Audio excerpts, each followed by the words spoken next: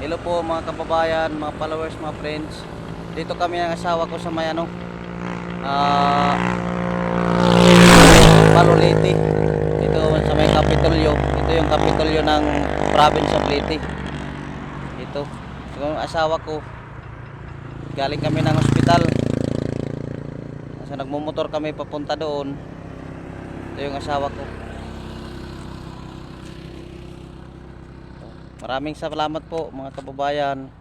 Dito kami sa may tapat ng Kapitolyo ng province of Leyte. Salamat po sa panonood nyo mga kababayan. Taga Barangay Sapsap kami, Pastrana, Leyte. Ito po kami. Kaway Kalin. Yung pangalan ng asawa ko, Arlene Mercado. Taga Barangay Sapsap kami, Pastrana, Leyte. Kaway Kalin. Dito, dala yan yung mga papel niya. Yung sa ospital na mga papel. Kasi kailangan yung asawa ko maoperahan yung mata niya. Salamat po sa panonood nyo. God bless you po mga kababayan.